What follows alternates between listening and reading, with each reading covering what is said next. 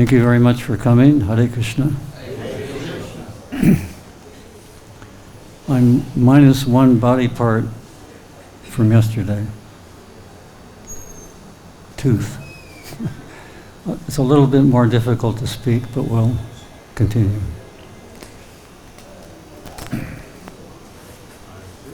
This is what happens to you in old age.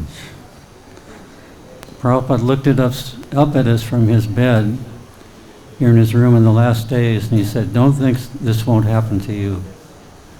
We're all in our teens and 20s. So everybody's destined." So yesterday hold on.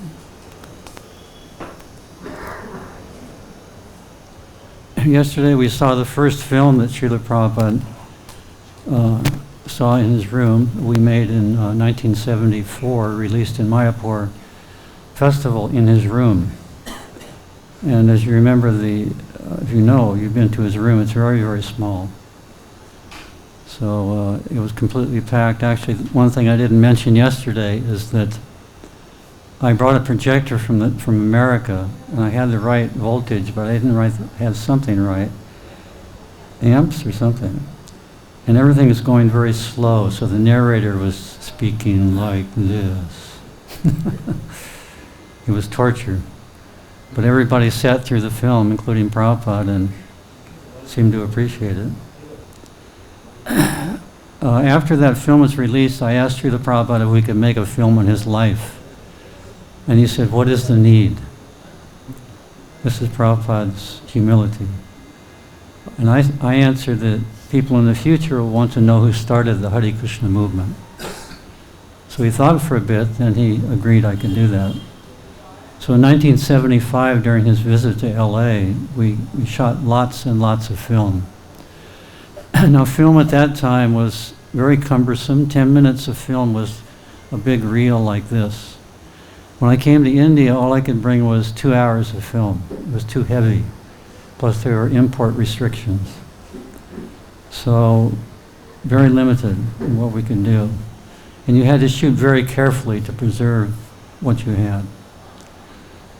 So in the 1975 visit to Los Angeles, Srila Prabhupada kindly asked us, he allowed us into his very intimate quarters.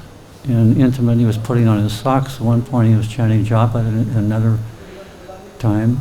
And also the most special time was his translating of books at maybe 2 in the morning. And you'll see some of that in our films. We shot a lot of film during that time, covered Prabhupada in all different aspects.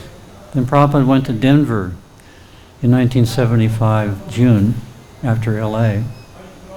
And we followed him. He didn't know we were coming, Vishaka Devi and myself. And he was coming out after his morning walk for darshan. We had set up our camera and very strong lights in front of his Vyasasana. So when he came back and sat down in his Vyasasana, he didn't look very pleased because everything was very bright. Prabhupada did not like bright lights in his face. So he didn't say anything at that time, and we filmed his Vyasa Puja, Guru Puja that morning. And then after the class, Prabhupada called us into his room. Actually, Brahmananda Swami was the secretary. He called us into Prabhupada's room. And Brahmananda started speaking. He said that he was speaking to Prabhupada. Yadubara was there in LA with lights and camera and action. And now he's here. And so Prabhupada said, he looked at me and said, "So whether I'm there or here, sitting on the Vyasasana, what is the difference?" So his point was, why am I following him and shooting more film? It would have been great to film lectures. We covered everything, the morning walks, the Prabhupada in the temple, in his rooms. It would have been great to film the lectures, but it was not really financially feasible. If you're shooting, 10-minute loads that cost $100 for the film and developing. And then you had to break the lecture and change the film. So, and so Prabhupada said, what is the need of being here when I was there? You being here. And so Prabhupada said, what will you do next if you don't travel with and shoot the film? What will you do next? Prabhupada was concerned what would my engagement be, my wife and I. And I mentioned that Kirtananda Swami wanted to film on New Vrindavan. So Prabhupada liked that idea. He liked New Vrindavan community very, very much. It was the first farm community in ISKCON. So in the winter, actually end of summer 1975, we went to New Vrindavan and shot a film. And we came back to LA and we edited a film we thought was going to be okay. But we showed it to a few devotees and they didn't like it. We didn't use a narrator, and that was unusual for the time. So we actually threw out about 4 months of work and completely started from scratch. And this is the version that we ended up with, called The Spiritual Frontier. Can we have the lights off?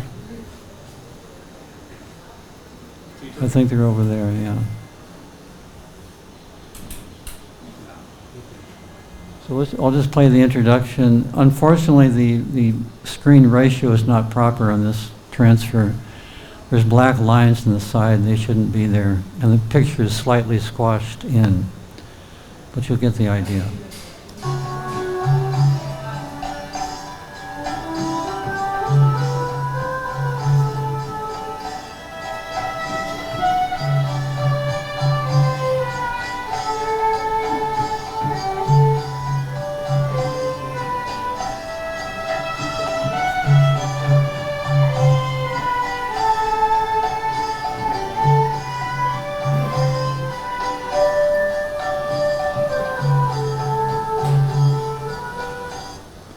So the musical score was done by Mangalananda Prabhu.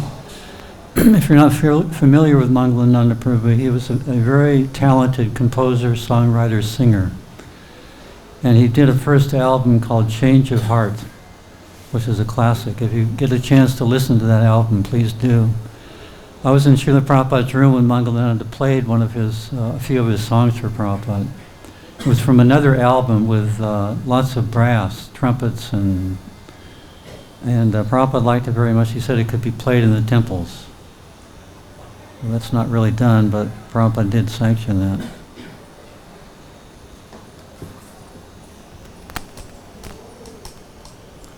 What I'm going to do here is just kind of skip through the film and comment now and then.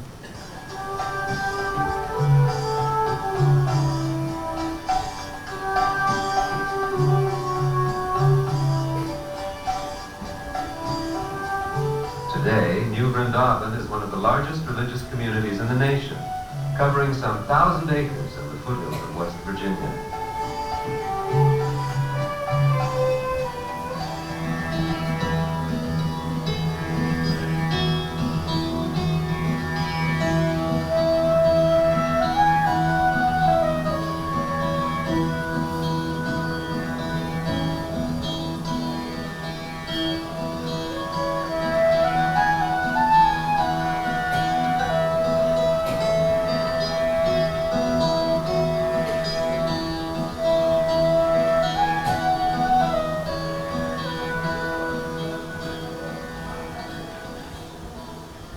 One of Srila Prabhupada's first disciples, Kirtananda Swami, was especially charged with the task of building New Vrindavan. I first came here in 1968. I was alone. I was staying in this little cottage up in what is now the Brahmachari farm. It was almost falling down. I remember you could see through the walls. And then that summer, So actually that first shot of the old Vrindavan farm, this is where Radhanath Swami served for many years as a pujari. And, underwent great austerities. Winters were very, very cold. And then today New Vrindavan is of course much bigger than this. This is 1975. Today New Vrindavan is actually a thriving community with many tourists coming every year to see the Palace of Gold. It's a very successful project. Actually, at the premiere of this film, Srila Prabhupada said, Kirtanananda Swami, no one but Kirtanananda Swami could have done this. And that's true at the time. So these are the deities, very beautiful deities, Radha Vrindavan Chandra. How many have seen this movie? Just raise your hand. Long ago. Long time. We actually had a Devaramita Swami invited us to New Zealand, and we showed for a retro film festival. So each night we spoke about the film that we showed that evening and answered questions afterwards. So when it was a week-long program. We have seven films that we showed. So if anybody's interested in that program, let me know.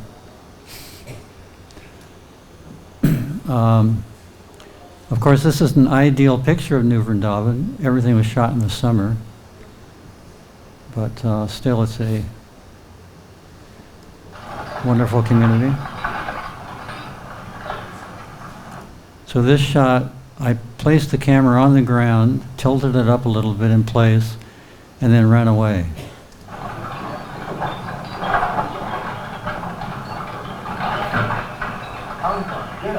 Then I did the same thing in reverse. Camera tricks. All living bodies subsist on food grains, Lord Krishna says. So in the fall, everyone lends a hand in harvesting the valuable grain crops.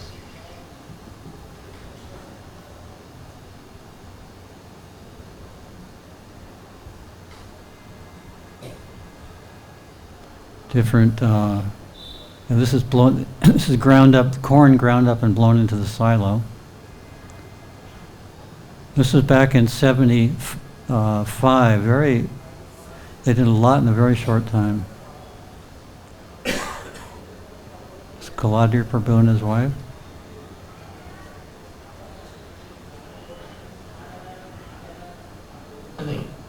Living as Krishna intended, just accepting nature's abundance, this automatically puts us in a joyful condition. Well, if we simply depend on the Supreme Lord, and by the natural arrangement He has given us, the cow, the land, and hard work, we're sure to come out successful. Hare Krishna, Krishna Krishna, Hare Hare, Hare Rama, Hare Rama, Rama Rama, Hare Hare, Hare Krishna, Krishna Krishna, Hare Hare, Hare Rama, Hare Rama, Krishna has kindly provided everything necessary for a happy life. In gratitude, the devotees offer the gifts of the bountiful earth back to him and chant his transcendental name.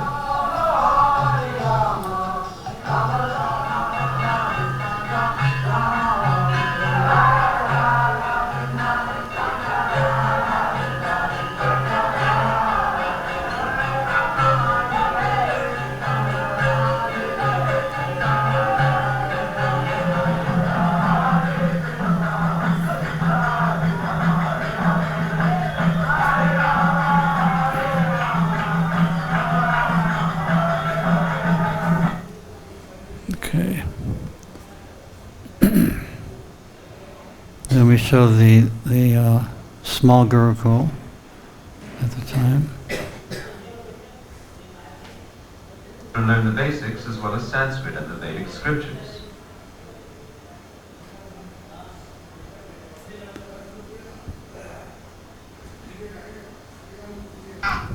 So much.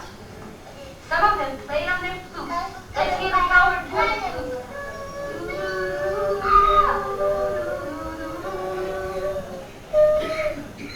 While the birds were flying in the sky, who could imitate the birds flying in the sky? Birds flew very softly like this. We shot some of the children playing in the forest dressed up.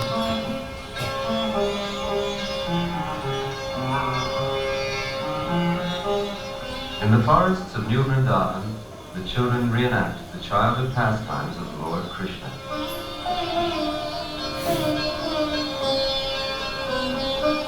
Krishna and his friends joked with one another by imitating the croaking and jumping of the frogs on the banks of the river, and they enjoyed dancing and wrestling with one another.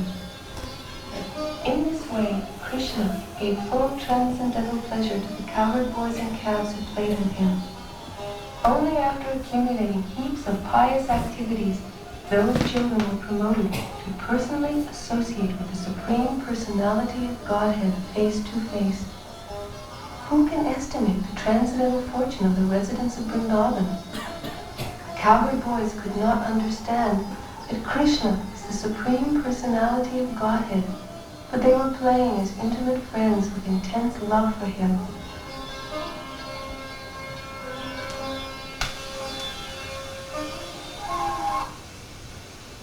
And then we shoot different scenes in the forest, still reading from the Krishna book.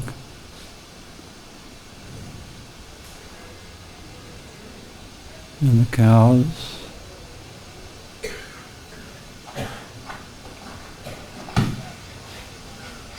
In a practical way, the New Vrindavan community is presenting to the whole world living just as Krishna lived in Vrindavan. Twice daily, devotee cow herdsmen scale the hills to call the herd down to the barn for milking.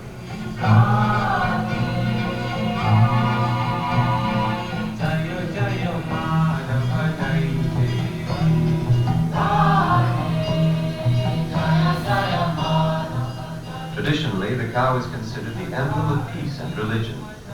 By God's perfect arrangement, she takes what we cannot use, grass, and produces the most wonderful, the most opulent of all foods, milk. And she delivers enough milk to supply men sumptuously with vigor and vitality.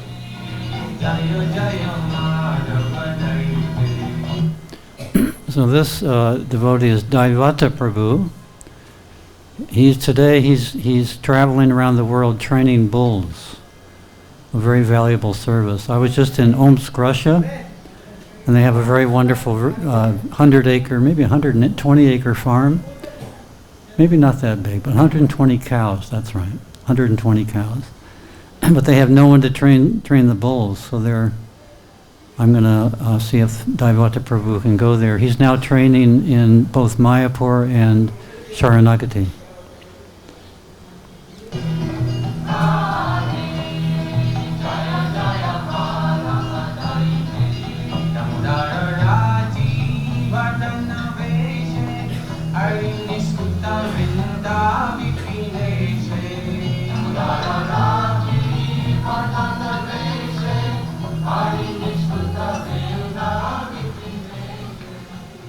According to the Krishna conscious philosophy, man does not need to maintain his body by butchering innocent animals. Such cruel... If you take a look at these milk bags, these cows would deliver 12 gallons, and how many liters? 48 liters per day. Unbelievable. Prabhupada he quoted that. He liked that very much. He destroys his finer sentiments and merciful qualities. People may not know how happiness is earned by protecting the cows and bulls, but it is a fact by the laws of nature. Of course, the dairy herd is always growing. A cow will not give milk unless she has a calf.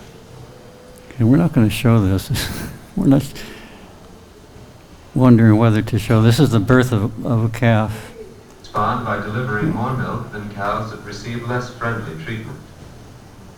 In New Vrindavan, each cow and calf gets personal attention. New Vrindavan's dairy herd has been called one of the finest in the state of West Virginia and includes brown Swiss, Jerseys, Holsteins, and Guernseys. Careful records are kept of each cow's milk delivery. Ambika can deliver as much as 12 gallons in a day.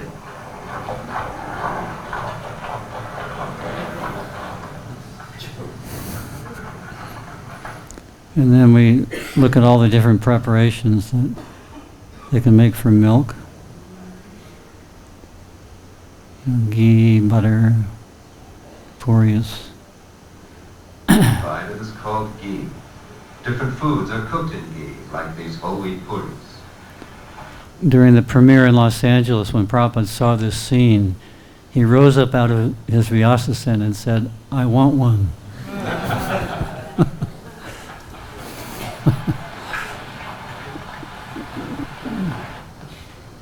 Srila Prabhupada has taught his disciples how to cook ancient Vedic recipes. All the preparations are purely vegetarian. Meat, fish, and eggs are never used. So we see different preparations. Then the offering. By the way, if you have any questions after the film, we'll go one by one. If there's questions after the film, we can take them, each film. And then the feast. Every Sunday at New Vrindavan, as in all the other temples in the Hare Krishna movement, a feast is held and guests are invited to participate. Hare Krishna, Krishna Krishna, Hare Hare, Hare Rama, Rama Rama, Hare Hare. Prasadam, being the Lord's special mercy, is not so. It is simply enjoyed. After prasadam, what could be more refreshing than a splash in the old swimming pool? Hare Krishna, Krishna Krishna, Hare Hare, Hare Rama,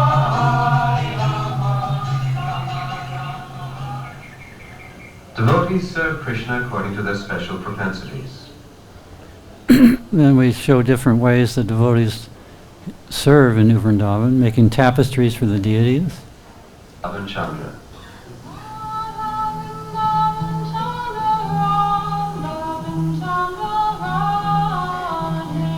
Jewelry making.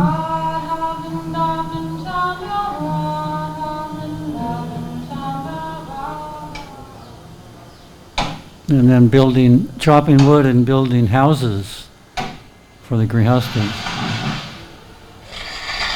Assisted by a team of oxen, devotees clear the untamed land for future planting or building. The wood provides fuel for the winter.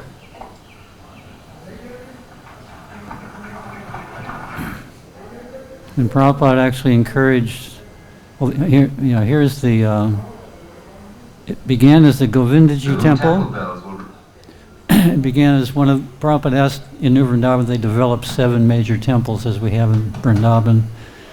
This was begun as the Govindaji temple, but then later on Kirtananda Swami wanted a place where Prabhupada could come and live. So they turned it into the Palace of Gold, Srila Prabhupada's quarters. And that's the palace that's attracting many thousands of people every year. bring from all parts of the land. And to decorate these temples, the devotees are mastering the arts of wood carving, stained glass making, silver plating, sculpture, painting, and marble cutting, polishing, and designing. So devotees have done the majority of the work on building the palace in all these different arts.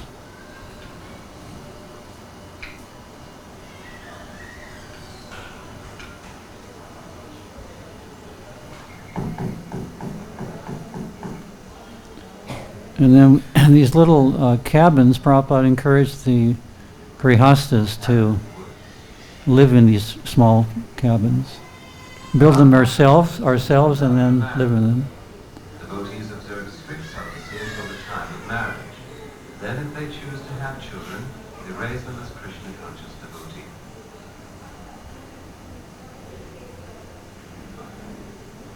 This is ideal grihasta life.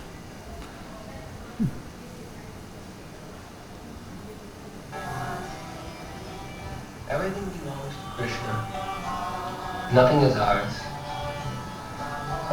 I think I speak for every member of the community when we say that we want to give everything to Sri Radha Vrindavan Chandra. Just come to the temple and see how beautiful is Krishna. Krishna is the reservoir of all opulence. He's all wealth, all beauty, all knowledge, all strength, all renunciation. And as we give everything to Krishna, we perceive that truth. Hare Krishna, Krishna Krishna, Hare Hare, Hare Rama, Hare Rama. This is the last shot of the film.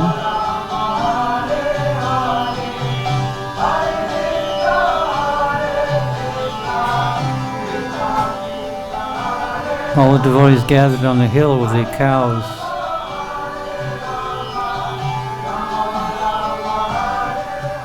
This was shot from a helicopter, not a drone. No drones back then.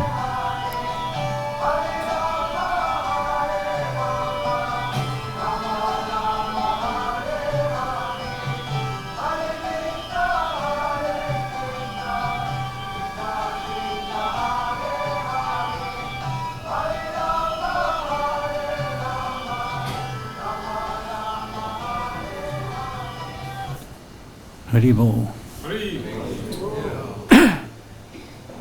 So do you have any questions about that particular film? Can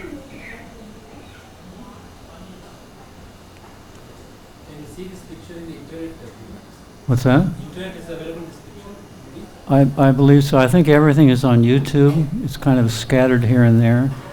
We want to start, in fact, we're going to start our own YouTube channel and put all the films up in high quality. We have 8 of those early films. What's the title of this film? The Spiritual Frontier. This particular Vrindavan. Yeah, so it's on New Vrindavan.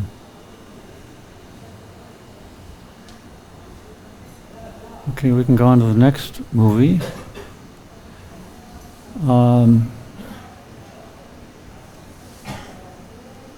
And that is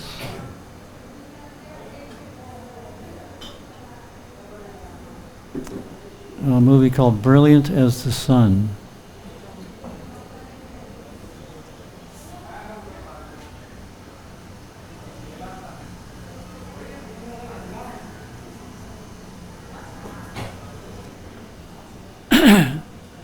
In 1976, Srila Prabhupada asked for a, sorry, 1970, early 1976, Srila Prabhupada asked for something to be brought to Mayapur to show his godbrothers that he was doing the work of his spiritual master in printing and distributing books.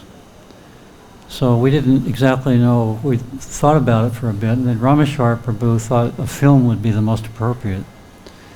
So this film is a tracing one verse of the Srimad Bhagavatam as Prabhupada speaks it all the way through production, book production, the printing of the books, and distributing the books. How many have seen this film?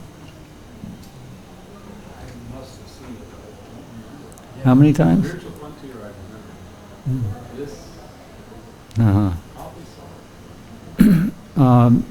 We brought this film to Mayapur. This film was produced in 8 weeks, which is quite quick for a film at that time.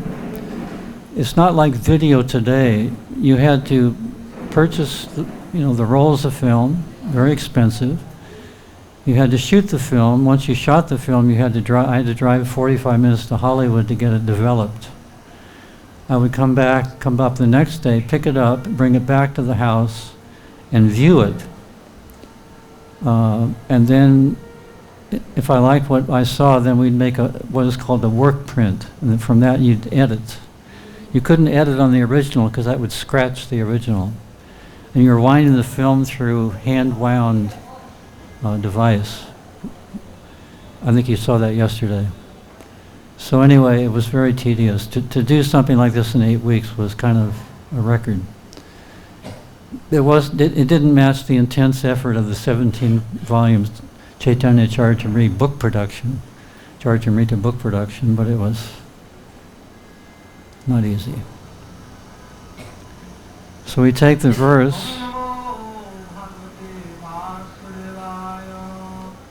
As we start with the Srimad Bhagavatam being recited. This is the famous painting.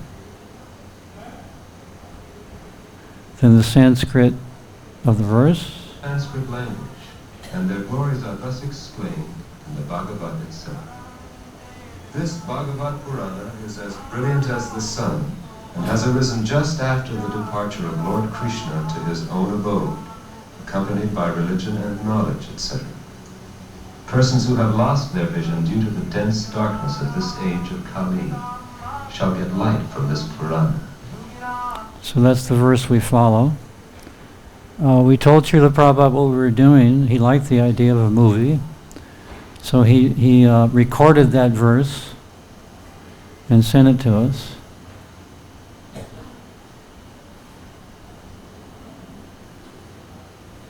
This is Prabhupada translating.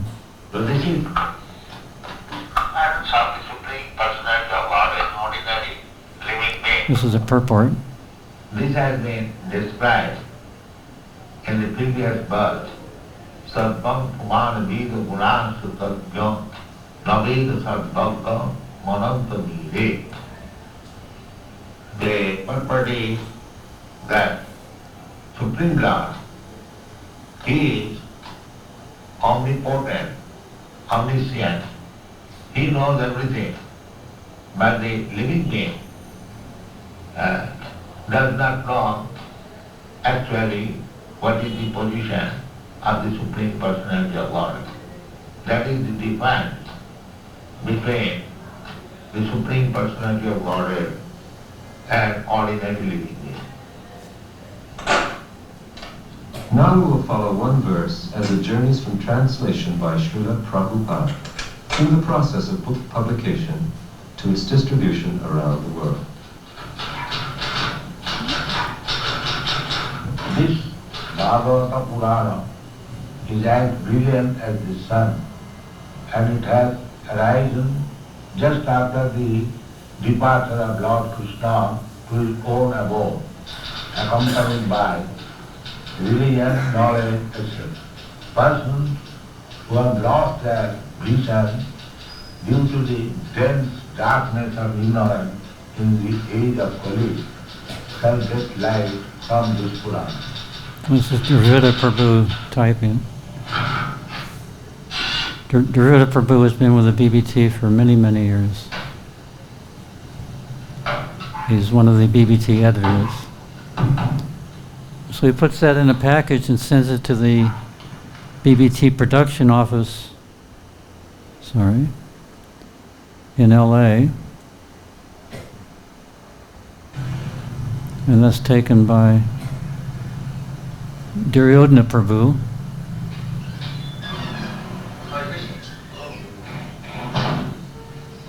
So in this shot you'll see him going down quite a few halls to get to the office. Abhijit Das, please report to graphic design. Abhijit Das.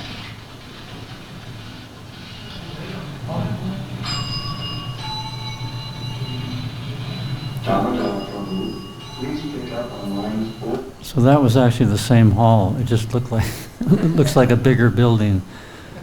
Sometimes we do this in filmmaking.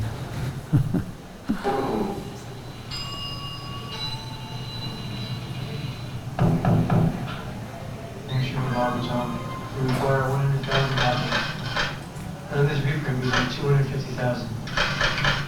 Do you recognize the person at the desk doing the calculation? Huh? Krishna Goswami. This package just arrived by air freight from India. Oh, John. This is Radha This is the Balava. latest translation of Srimad Bhagavatam by our spiritual master. We will take this manuscript to the Sanskrit department and tell them it's first priority, and put a marker next to Srimad Bhagavatam's name.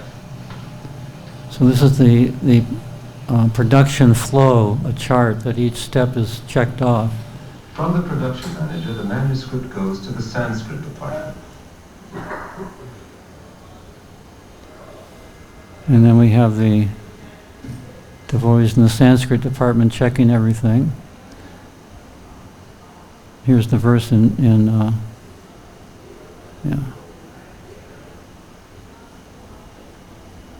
the Jayadevata Swami is Accompanied by religion, knowledge, etc. giving the punctuation. An English editor now checks the manuscript for proper punctuation, grammar, and spelling.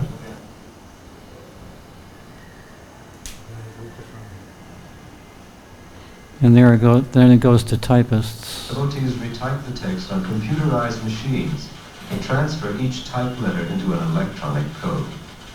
The codes are recorded on magnetic tape. Any language can be composed in this way.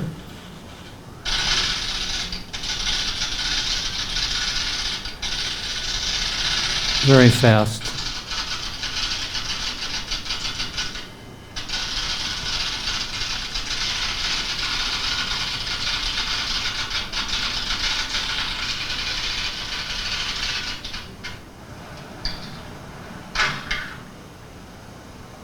The tape, with its coded information, is now fed into an electronic computer. So this is a very tedious operation. Everything can be done on a computer today. But we can see what the devotees went through to produce those 17 volumes of the CC. Goes into a computer, and the computer does its thing and spits out the page of the Bhagavatam. As it will appear in the finished. This is Archita Prabhu. He's still with the BBT. The typesetting machine can run off more than 2,000 characters per minute. At this rate, the entire Srimad Bhagavatam, as Sukadeva Goswami first spoke it, could be reproduced in 24 hours.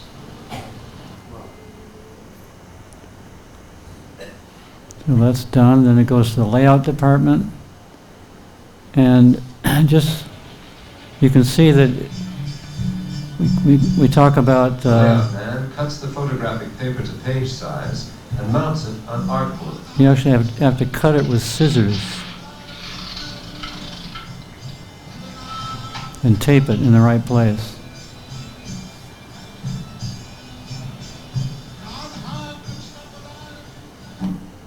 Then it goes to the camera person who takes the picture. Then a negative is made and it's touched up to get rid of the spots.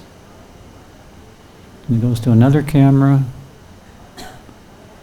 And then in the meantime, the painters are working on paintings. Meanwhile, during this entire operation, the Bhaktivedanta Book Trust artists illustrate verses and purports from the pages of the Bhagavatam.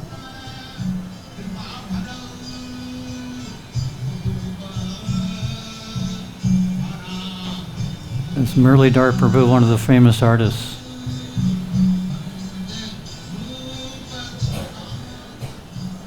They begin with pencil sketches, portraying the scenes exactly as they are written. These sketches are sent to Srila Prabhupada for approval and then traced on canvas. With great care and devotion, boils a reply. The artists have to work quickly to keep pace with modern book production techniques. This painting, for instance, took only 2 weeks to complete. So this is the cover for one of the Bhagavatams, and that painting is photographed and developed in the darkroom.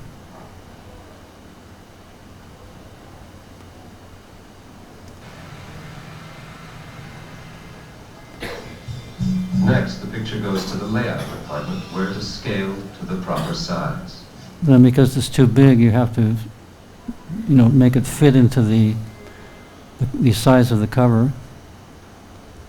So all very, very labor intensive. Then it goes to press.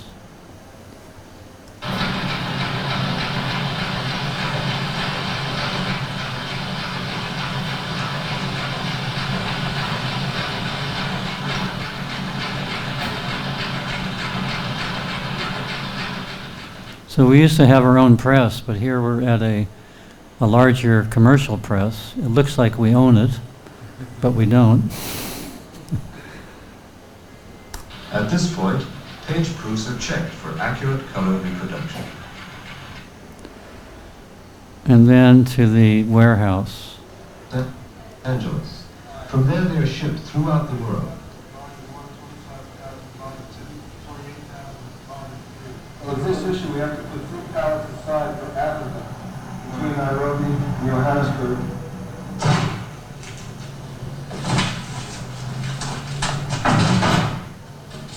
devotees load thousands of books into special air containers to jet freight rush orders within 24 hours.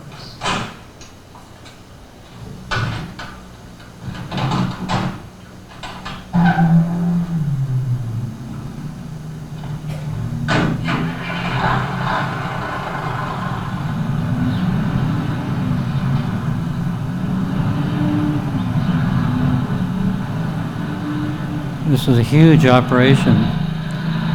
This is only 10 years after Srila Prabhupada started the movement.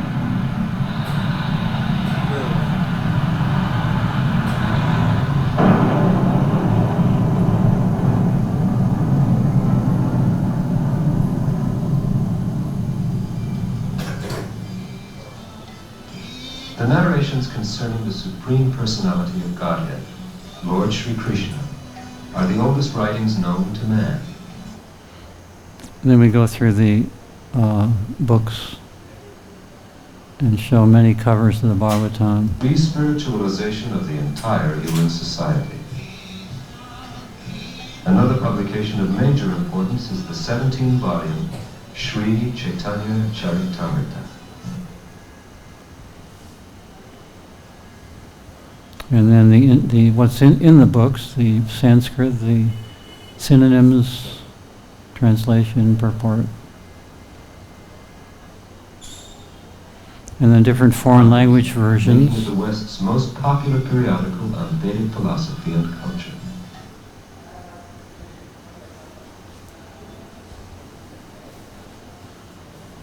And then many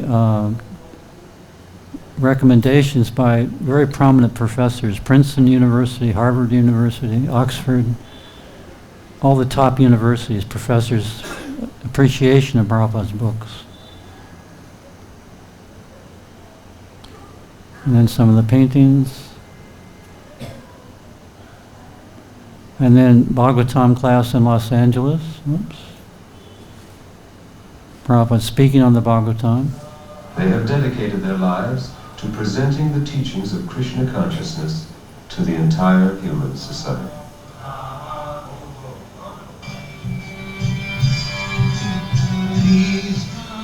This is Gopa Vrindavan, one of the big book distributors at the time. We were in a building across the street with a camera shooting this scene.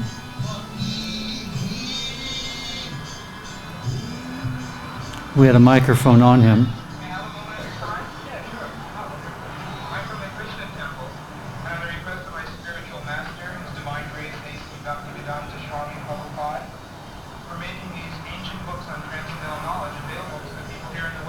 The person in the suit is a devotee.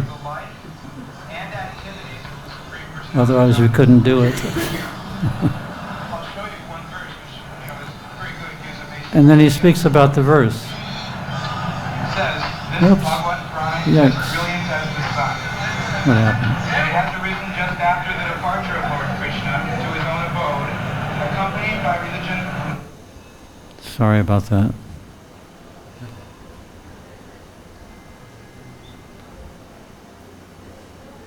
Yeah, then we zoom out.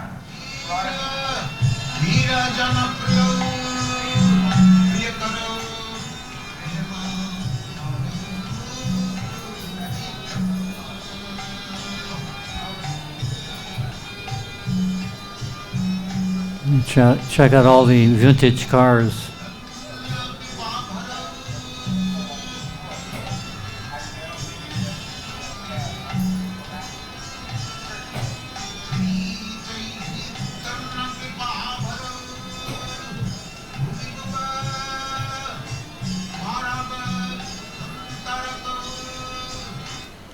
So the narrator was the fellow called Cyrus Faryar.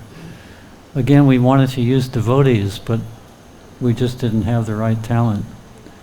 Narration is a very difficult art.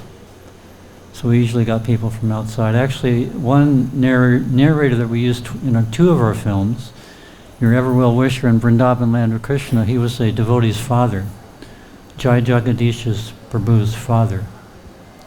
And he was a very, very talented professional. So that's brilliant as the sun. Any comments or questions on that?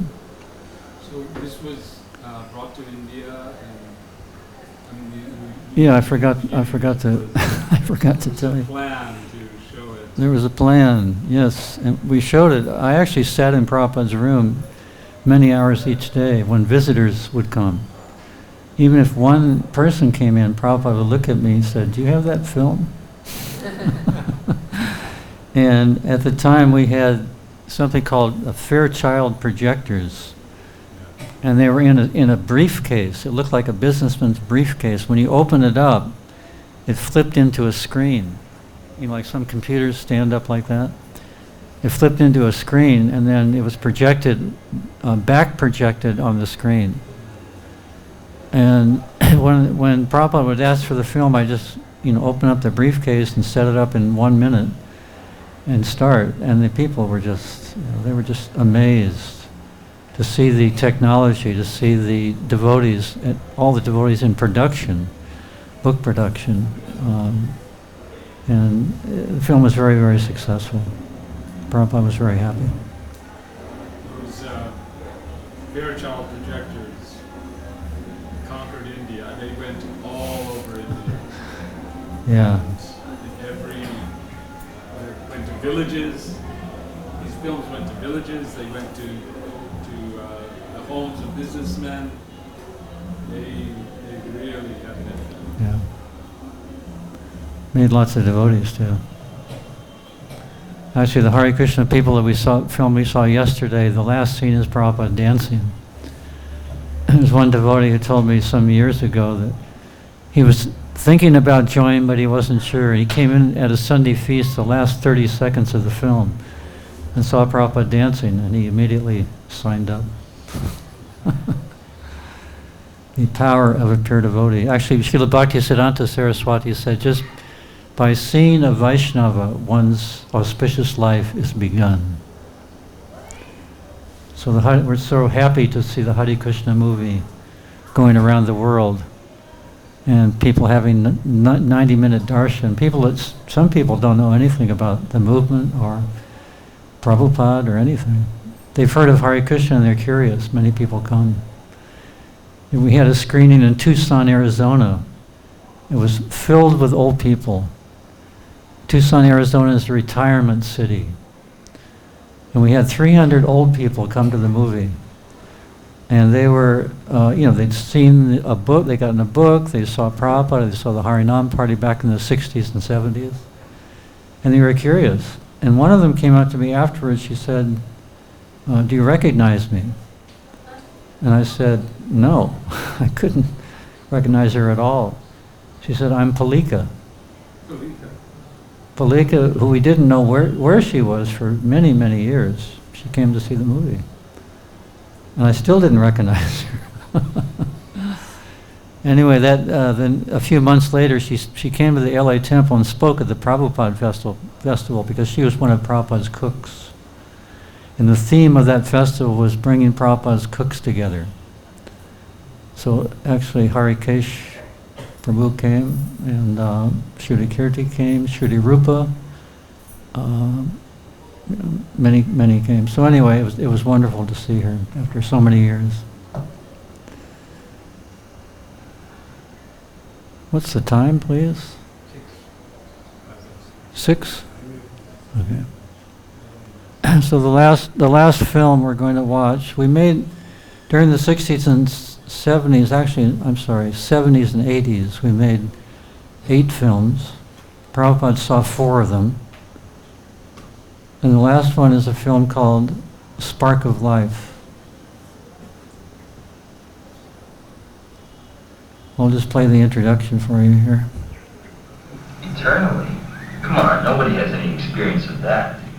But if we depend on our own experience, we'll never understand what's beyond us, because we're limited.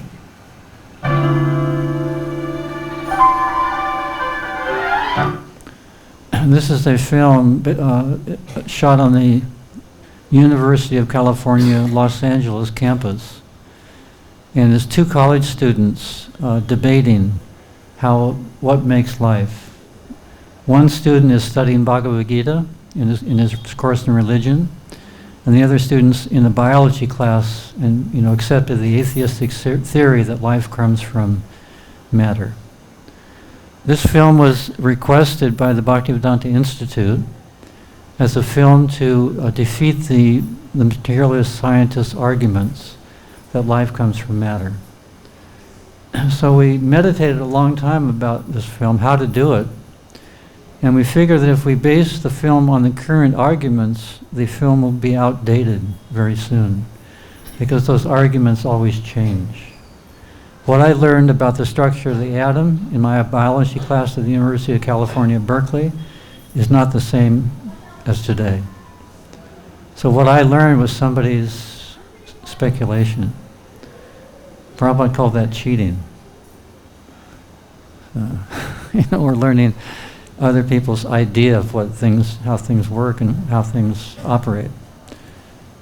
This film was scored, anyway, we decided to base the film on the arguments of Bhagavad-Gita, and that wouldn't change. The music is scored by Mangalananda Prabhu again. He did a great job on both films. And I'll just listen to the lyrics. I'm going to read them afterwards. For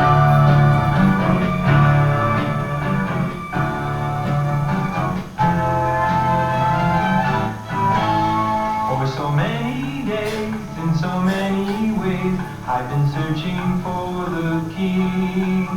Watching nature grow, wishing I could know all about the things I see. Seeing life and death in a passing breath, life is such a mystery to me.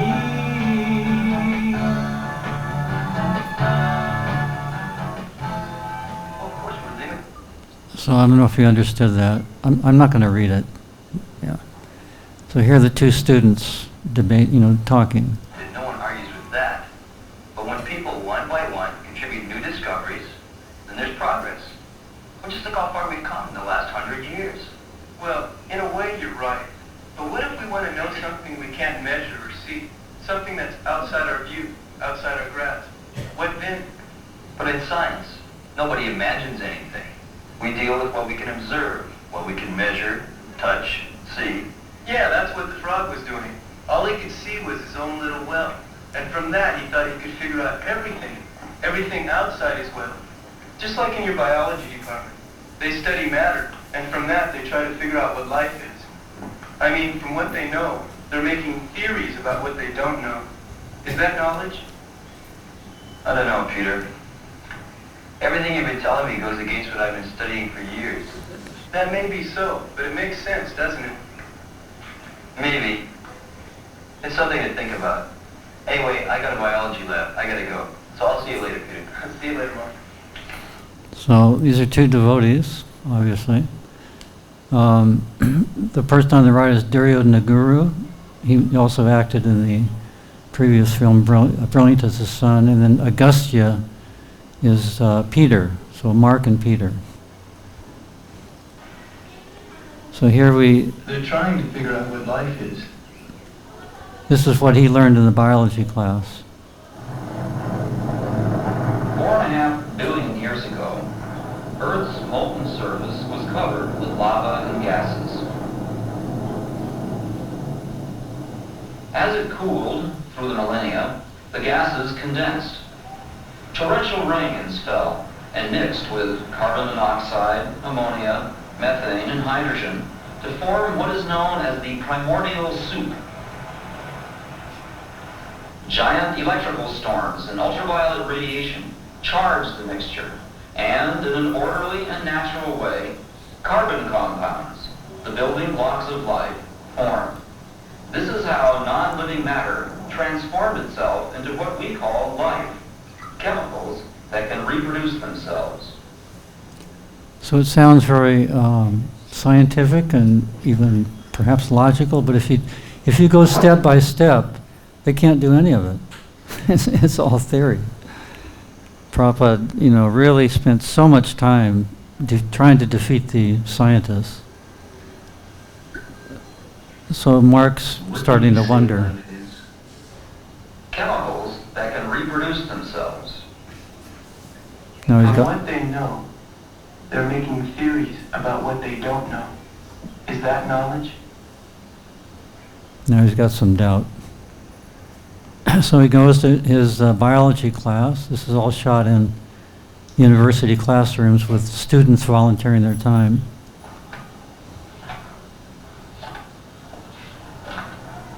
And he does some biology experiments looking at butterflies. Then more discussion with Peter. Back and forth. Yeah? So what's that? Is that your text? Yeah, the Bhagavad-Gita as it is. It was written down 5,000 years ago in the Sanskrit language. The Sanskrit language? Well, you found something to chew on, eh, Peter? Have I ever? Why don't you have an apple instead? Come on, Mark. I'm really excited about this. Really? Yeah. Okay, so what's it about? Well, here, I'll show you. From childhood to youth to old age, the material body is always changing. But within the body is an anti-material particle. It never changes, but always stays the same.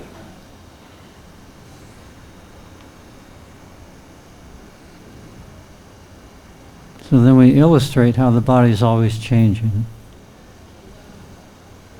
Back and forth argument, talking.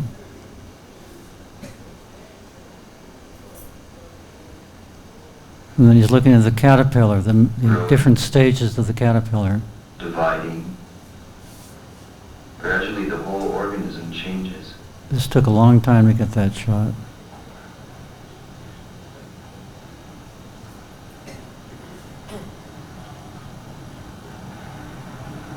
From childhood to youth to old age, the material body is always changing.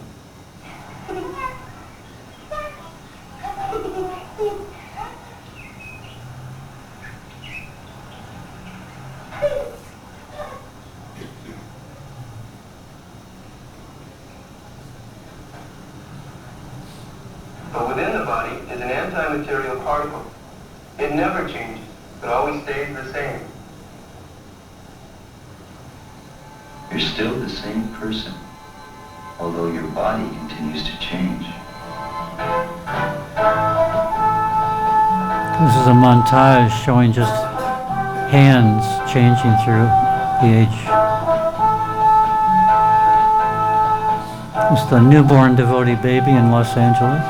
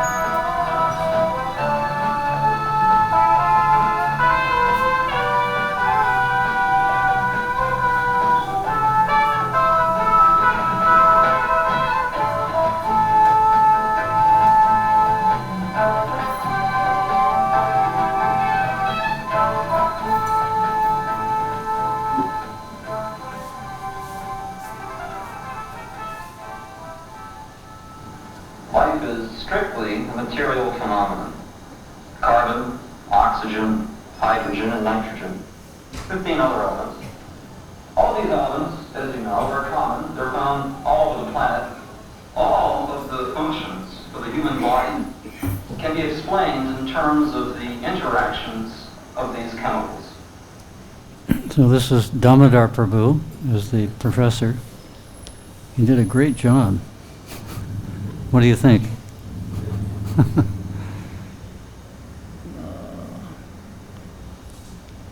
And then back to the arguments back and forth. So he's torn between, he's got serious doubts, but he's torn between the science, materialistic science, and then Bhagavad-Gita. So here's some more illustrations of the philosophy. Trying to find the soul. Where is the soul? So, what's alive in the body? Where are you? Think of the body's different parts. Well, there are bones, nerves, the brain, muscles, lungs, the liver, kidneys, the heart, the circulatory system, corpuscles, the cell, the nucleus, chromosomes, genes, DNA, RNA, and the atom. Yes, the atoms in living bodies are the same as those in dead objects. So where are you? Where's the life in these material things? So then, more analysis of the different parts of the body, the brain. The soul is not found anywhere. And then we go back. Hold on. This particle is even smaller than the atom and is in the heart of every living being. When blood passes through the heart, it gathers energy from the anti-material spark. That's how consciousness spreads throughout the body.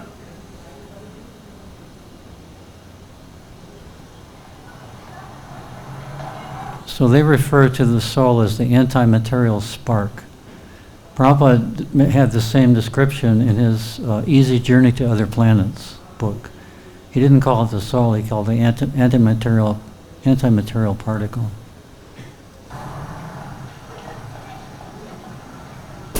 Well then, how do you explain death? Well, it's not a loss of chemicals, that's for sure. A dead body has all the same chemicals it had when it was alive. DNA, RNA, enzymes, hormones, everything. So what's the difference between life and death?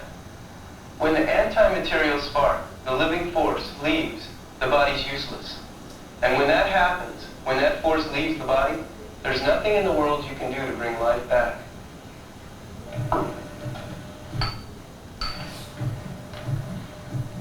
This is a scene in an operating room. Actually, it was my front room in my apartment in LA. And the person who directed this scene was a nurse, qualified nurse who was present in these kinds of operations. So we got all the, all the costumes we needed and all the equipment, and here we are. Okay, let's check for any more bleeders. Get a sponge count. They're going to sew him up after the operation. Looks good. All right, we're ready to close. Have some towel for an APDs ready for the dressing. And we'll use clamps on the skin. So once the soul leaves, there's nothing they can do to bring it I back. can't get a blood pressure. What? There's no electrical activity. The monitor's flat. His heart stopped. Quick, call cardiac arrest. Call 4. I'll give him cardiac massage. Give him concentrated O2 per minute. Right.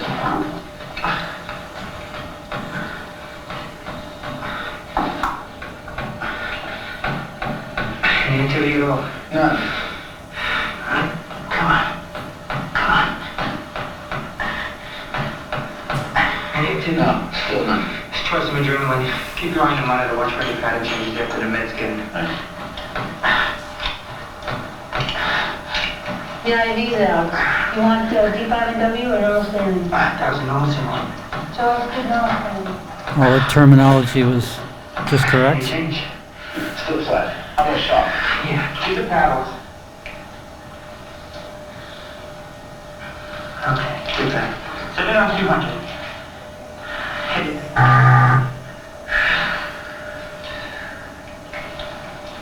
There's no tone. emotions infected.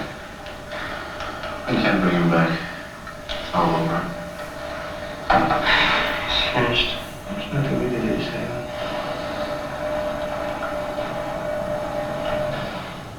Death, quietly, suddenly makes us bereft.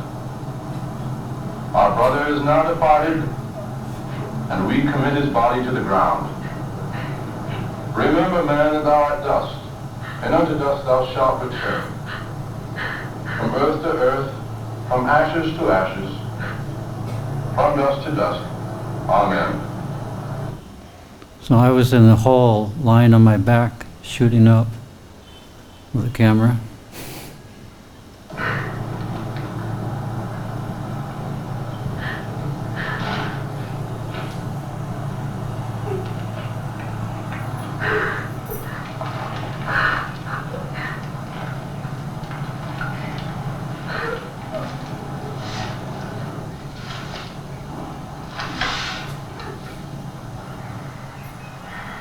The lovable object is the imperishable living spark within. No one loves a dead body. So, biologists now know that life can be explained in terms of the same chemical, physical laws that describe matter. So, back in the classroom, now Mark has, serious doubts, and he's meditating on some thoughts. Of itself. Even after millions of years, So, to live, direction, desire. How could matter ever start being conscious of itself? Even after millions of years. then we do a montage of different forms of life.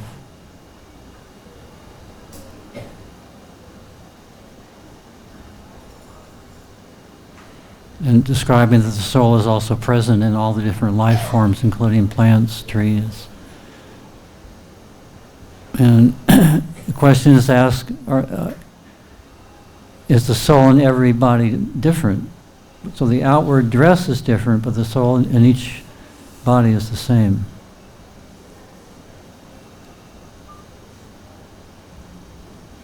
Go through the different faiths. Actually, this is a picture of, this is Vishaka Devi at 2 years old.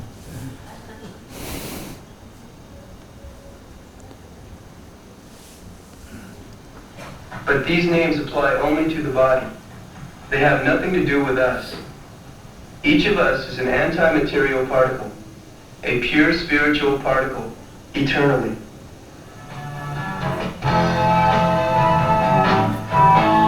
But the answer's clear, it was always here. I don't have to wonder why. When I see light spark, lighting up the dark, like the sun lights up the sky, I can see the truth in old age or youth. It's the soul that doesn't die. Now fly.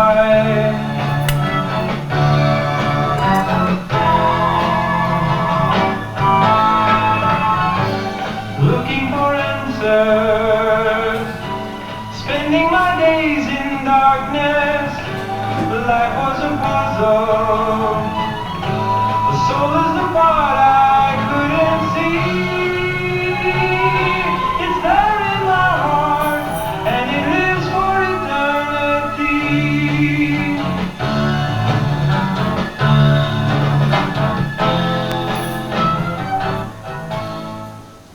Haribol.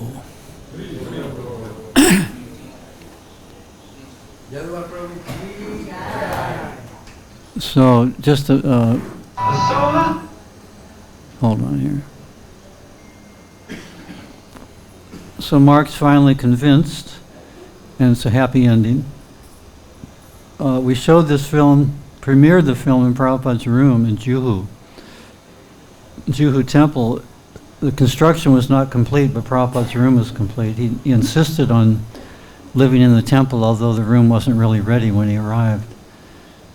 Prabhupada was quite ill at that time. This was April 1977.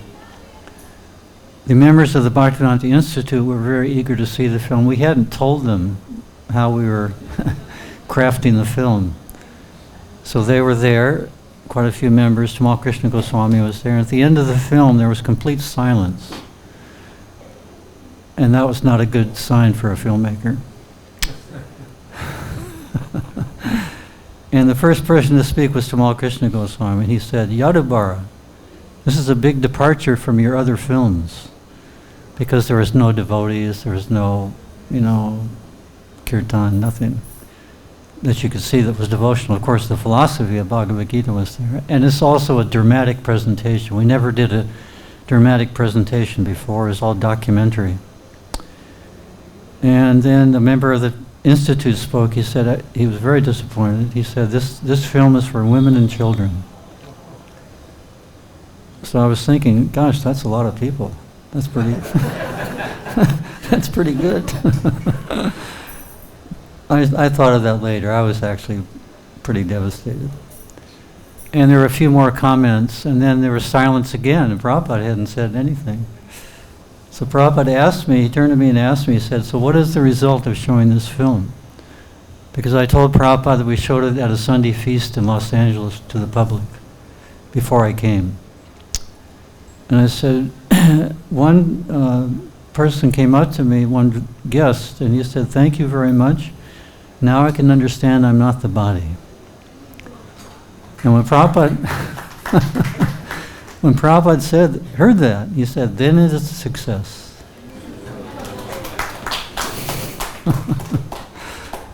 So that's the real test. Prabhupada's appreciation, pleasure. Actually, the Bhaktivedanta Institute ended up showing the film all over India with great results. People, of course, Indians appreciate anything to do with Bhagavad Gita. That's their culture, their tradition. So, any questions about anything? This film or the others? This was quite a production. It was quite a production. Yeah.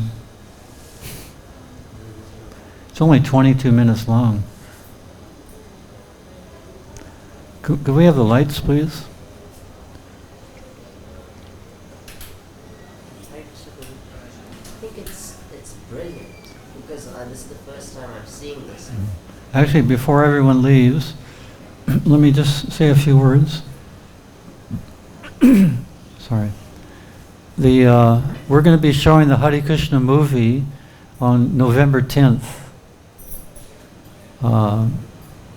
Also, if you can go, there's a website called imdb.com.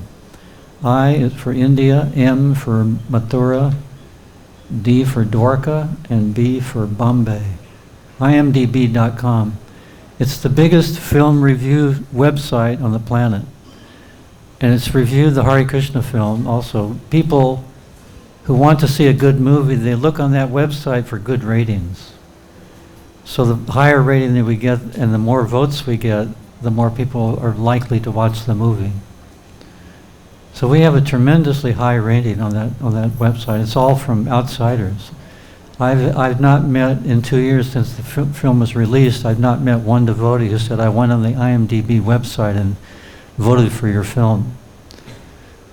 So we have over 900 votes, and we have a 9.5 average out of 10. Anything over 7 is really good. So we'd like to continue, we'd like to increase the numbers. Some films have, 12,000, 15,000, 25,000 votes over decades. So we'd like to continue with that. Thank you very much and hope to see you on, but there's a question here, sorry. Hare Krishna. Is there another mic? Here's another mic.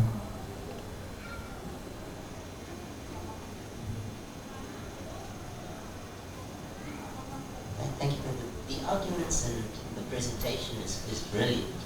I just wanted to know, I've got no experience from a cinematography or anything of that point of view, but before when we'd watch movies, it would seem like they take a similar kind of storyline, but then just present it in current settings.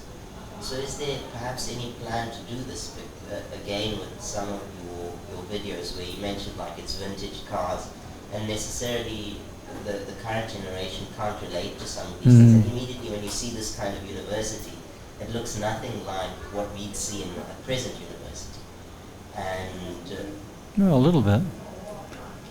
But perhaps it's probably the clothes. And the reason why I was thinking along these lines, as you mentioned in the past, it was very difficult and very time-consuming to produce something of this nature, whereas now it might be easier with the current technology. It's easier. I'm not going to make another film on this line.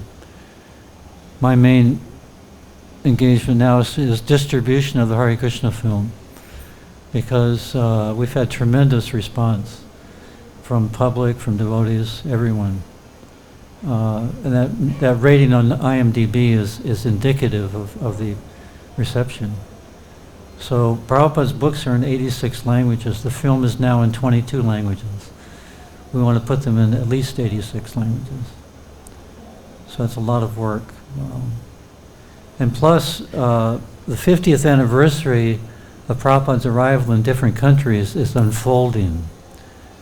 And there's many more to come, different countries. Prabhupada went to Sweden in 73, Prabhupada went to this country and France in a certain year.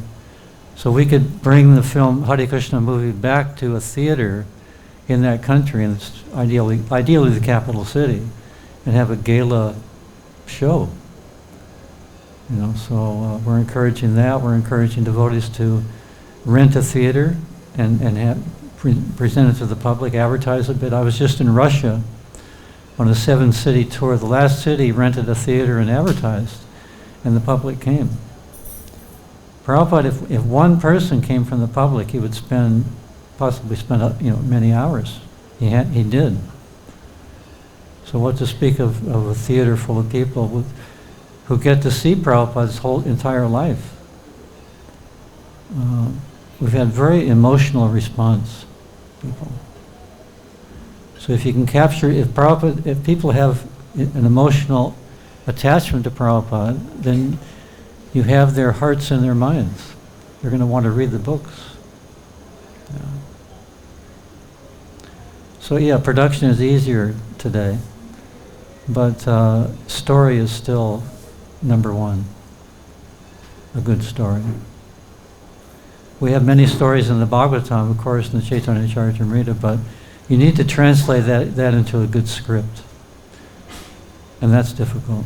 That's the most difficult part of filmmaking, is a good script. That's the foundation for everything. Yes, Prabhu. I just want to make some comments.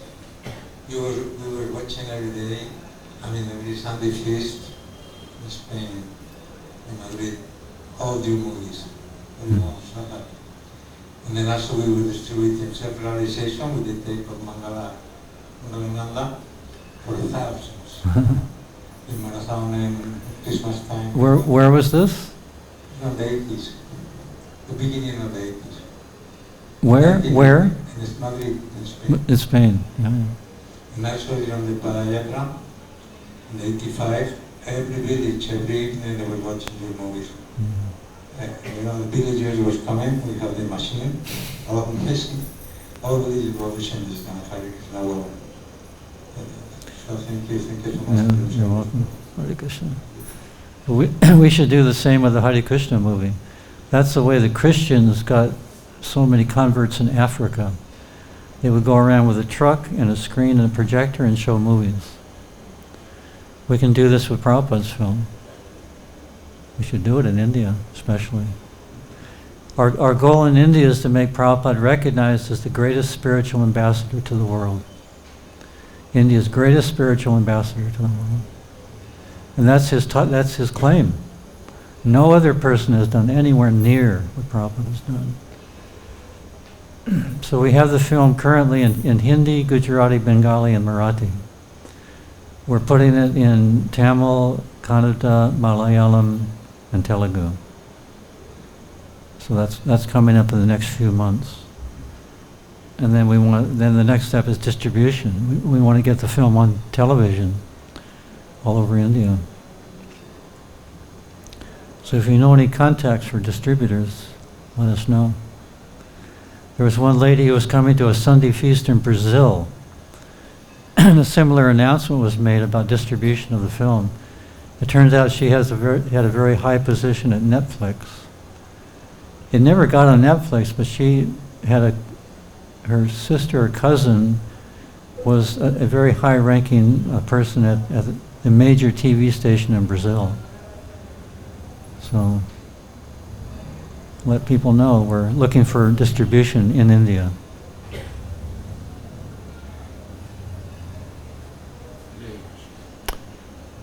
Thank you very much for coming. Srila Prabhupada ki.